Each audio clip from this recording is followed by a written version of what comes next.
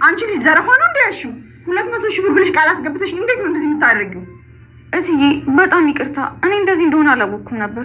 አሁንም ቢሆን ሂሳቡ እንዴት እንደዚህ እንደደረሰ አንቺ ልጅ ዘረፋ ነው እንዲያሽው እንዴት 200 ሺህ ብር ብለሽ ቃል አስገብተሽኝ እንዴት እንደዚህ ታደርጊያለሽ? ትላታለች። እትዬ ይቅርታ፣ እኔ ምንም የማውቀው ነገር የለም፣ ሂሳቡም እንደዚህ እንደሆነ አላውቅም ትላታለች።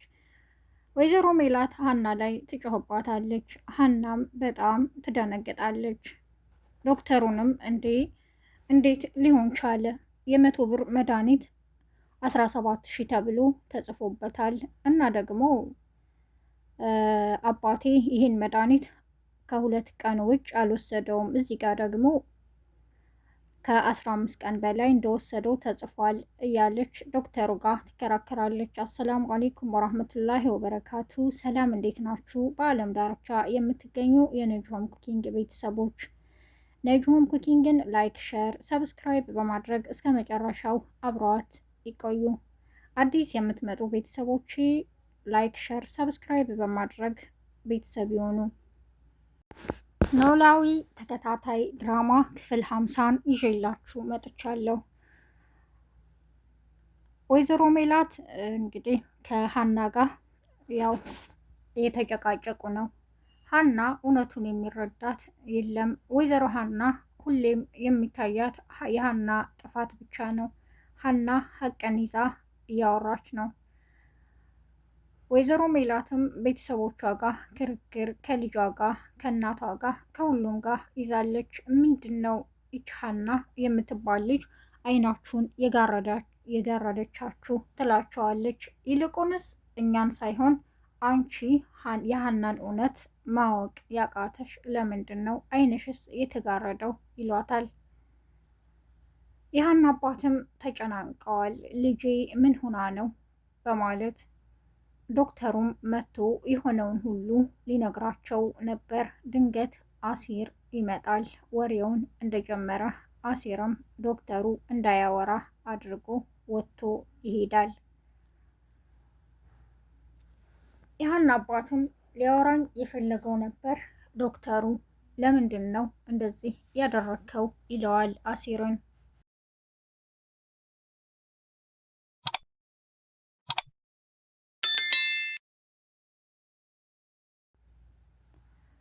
ሀናም አሲርን ትለዋለች፣ እኔ በጣም ተጨንቄያለሁ፣ አላውቅም ምን ማድረግ እንዳለብኝም፣ ይሄ ሁሉ እንዴት እንደዚህ እንደሆነ አላውቅም ትለዋለች። አሲርም ወደ ዶክተሩ በመሄድ እኔ ምልህ ከአንድም 2 ሆስፒታል ሀና አባቷን ይዛው ሂዳ ነበር። ከ200 ሺህ ብር በላይ የሚያወጣ የሕክምና ወጪ አይደለም የታመመው። አሁን እንዴት ነው 800 ሺህ የደረሰው በማለትም ይጠይቀዋል። እናንተ ምን አሳሰባችሁ? ወጪው የሚሸፈነው በወይዘሮ ሜላት ድርጅት ነው፣ ስለዚህ አታስቡ ይለዋል። ምን ማለት ነው? ዘረፋ ነው እንዴ የያዛችሁት? በማለት ይናገረዋል። እኔ ዘረፋ አይደለም፣ ስራዬን በአግባቡ ነው የምሰራው፣ ውጣልኝ በማለት አሲርን ያስወጣዋል ዶክተሩ። አሲርም አያታቸው ወደ ክፍል ትሄዳለች። ስትሄድም ሰላምና እርግብ ተኝተዋል። ትጮህባቸዋለች። ሴቶች አይደላችሁም? እንዴት እስከዚህ ሰዓት አርፍዳችሁ ትተኛላችሁ? በሉ ተነሱ ትላቸዋለች። አያቴ ምን ሆነሽ ነው ይላሉ በመደናገጥ። ተነሱና ቤት ጉድ ጉድ በሉ ትላቸዋለች። ምን ማለት ነው እያሉ እነሱም ይበሳጫሉ።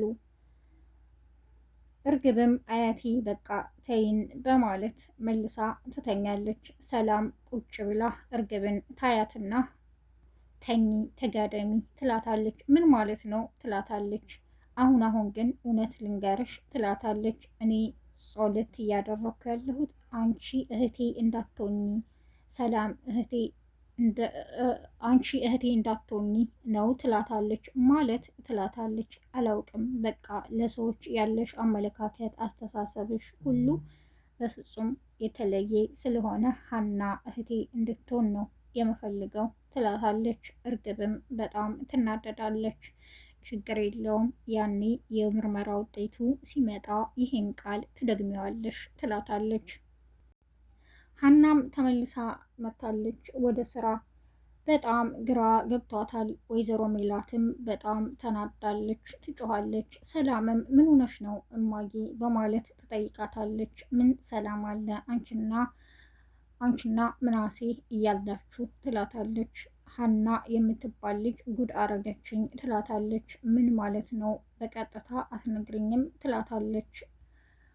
ወይዘሮ ሜላት መረጋጋት ስላልቻለች በጣም ስለተበሳጨች ዝም ብላ ትጮኻለች።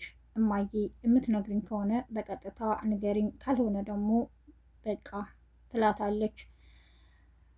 አንቺ ብነግርሽም አይገባሽም፣ ሀና እኮ አይናችሁን አውራችኋለች በማለት ትጮህባታለች። እንግዲያውስ መናገር ካልፈለግሽ ቻው በማለት ሰላም እናቷን ትታት ትወጣለች። ሰላምም ወደ ሀና በመሄድ የሆነውን ሁሉ ትነግራታለች። እኔ ምንም የማውቀው ነገር የለም ትላታለች። ምን ማለት ነው ሀና በማለትም ሰላም ጥያቄዋን ቀጥላለች። እናቴ እየተበሳጨች ነው፣ ምን ሆና ነው ትላታለች። በቃ ለአባዬ የሕክምና ወጪ 200 ሺህ ብር ቃል ገብታልኝ ስለነበረ በዛ ደግሞ አባቴ እንዲታከም ነበር ያስገባሁት። አሁን ግን እንዴት በምን ፍጥነት ምን እንደተቀየረ አላውቅም። የሆነ ሁሉ ይከብዳል። 800 ሺህ ብር ነው ለአባትሽ ለሕክምና እስካሁን ወጪ የተደረገው ተባልኩኝ ትላታለች። ሰላምም ተረጋጊ፣ አይዞሽ ትላታለች። ሰላምም ወደ ሐኪም ቤት ሄዳ የሀናን አባት ትጠይቃቸዋለች። እኔ ምልሽ ሀና የት ሄዳ ነው ይሏታል። ሀና ስራ ናት አሁን ትወጣለች በማለትም ትነግራቸዋለች። እኔ ምልሽ አንቺ የት ነው የምትኖሪው? የዚሁ አገር ተወላጅ ነሽ ይላታል። አዎ እኔ እዚሁ ነው አዲስ አበባ ተወልጄ ያደግኩት ትላቸዋለች። አንቺ ጥሩ ልጅ ነሽ ይሏታል። እርግብም በመሄድ ሀናን እንዴ አንቺ ወይዘሮ በማለትም ተናግራታለች። አቤት ትላታለች። እኔ የዚህ ቤት ወይዘሮ ሳልሆን ሰራተኛ ነኝ ትላታለች። አይ አሁን ቦታሽን አውቀሻል አይደለ ትላታለች።